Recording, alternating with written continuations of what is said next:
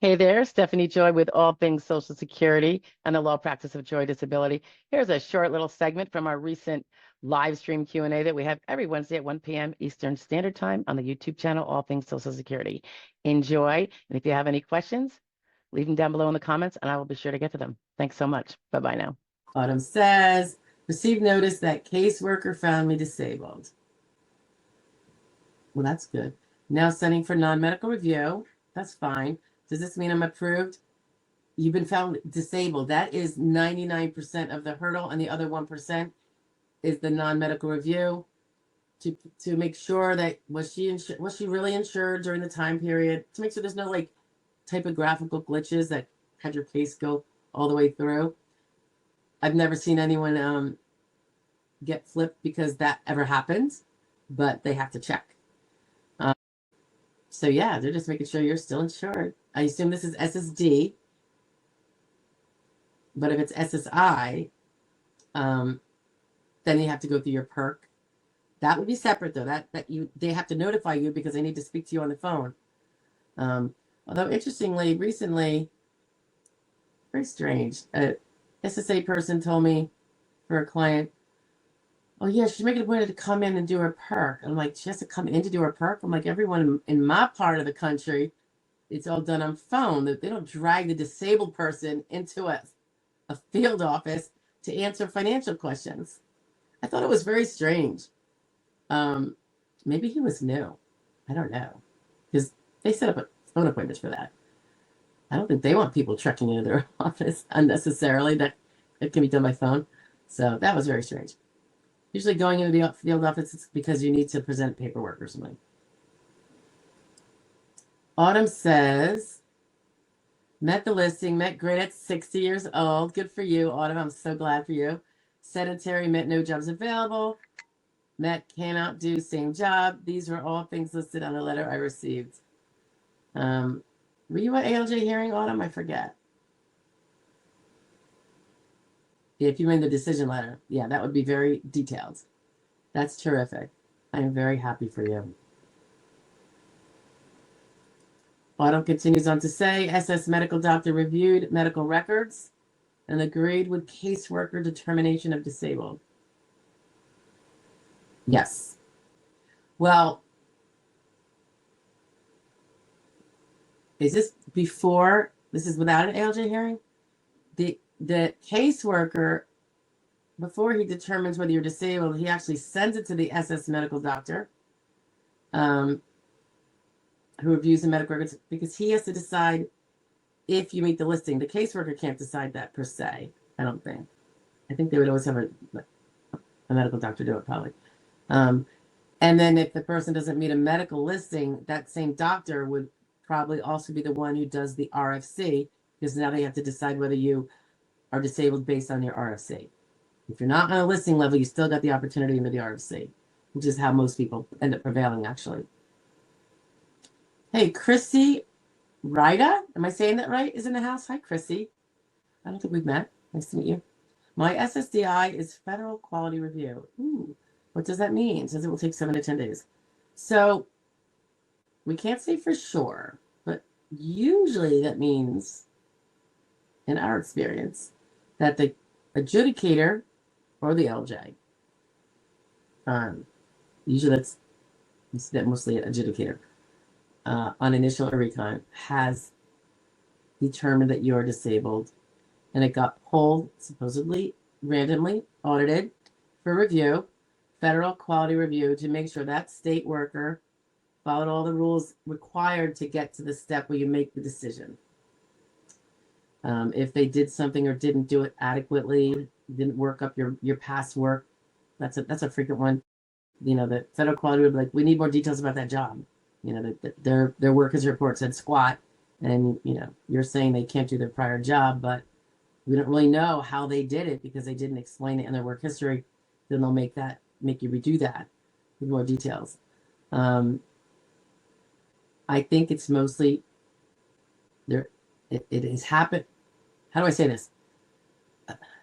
I believe statistically you most likely have prevailed, that you're not going to get flipped on quality review. However, we have heard in this very room here One or two people who have been like, I was told I was awarded, and it was quality reviewed, or I got a quality review, and I'm denied. It can also be that you are denied, and then there's a quality review, and they flip it. I find that it's probably not very common, although as I was telling everybody a few weeks ago now, that happened to us in January. It was amazing. I've never seen it before. And it was on initial. It was a long case though. I'd worked with that person for like 5 years. And we had a new case. It was an SSI case, and got the denial on initial, young person. So again, whoever was asking before about not taking young people, take them with the understanding I might work for 10 years with the person and end up winning a case in the end. So he gets benefits finally. Obviously not paid for all the previous stuff. It's just the way it is. And I don't regret it at all. It's super, you make a small fee or, whatever kind of fee, not commensurate with the work. It doesn't matter. That wasn't the point of taking the young person case to begin with, right? But that was an example of they denied. I hadn't done the appeal yet because I usually like to see what more's coming in and da-da-da. We don't rush out the appeal unless there's a good reason to, like if someone's in a dire need or something, and we're not waiting on stuff. But out of the blue, he gets a letter saying, we decided you're disabled. We're like, whoa, that's amazing. So someone audited that after the adjudicator said no and flipped it. It was beautiful. It was like everything was right with the world, at least that day. Anyway, you're probably in good shape, but there's no guarantees, and a small percentage are not. Autumn says, I'm hoping this is all good news and I've won my case. Your thoughts? Yeah,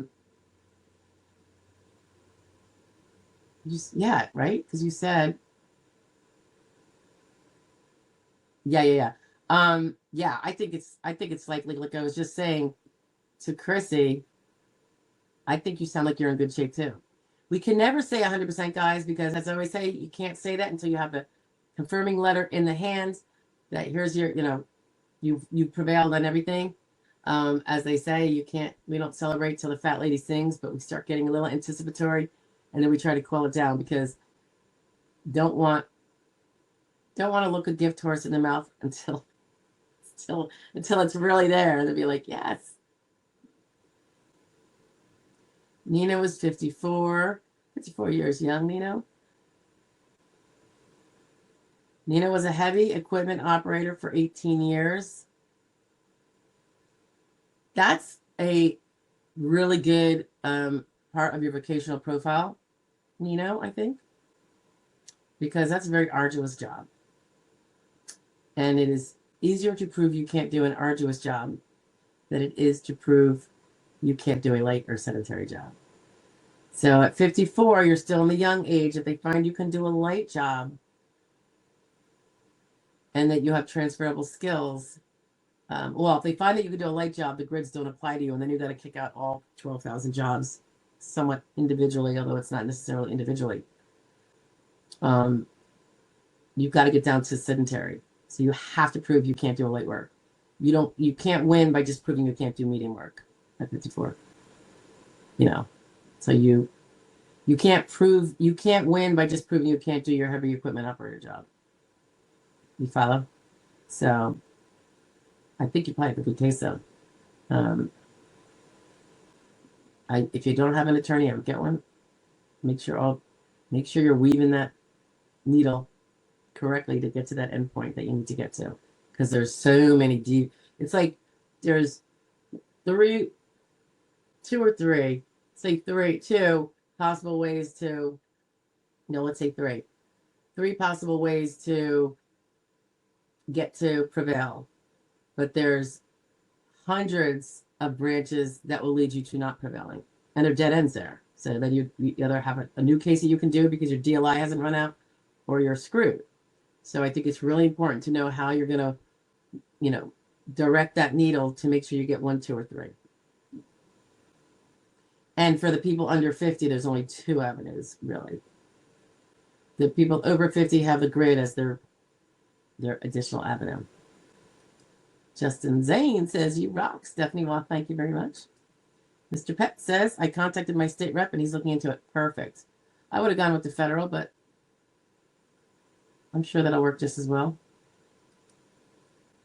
Autumn says no hearing. This is initial application. Awesome. State level showing disabled now and non-adequate view. Yeah, I think like I was saying to Chrissy, I think that's statistically favorable for you. Highly statistically favorable.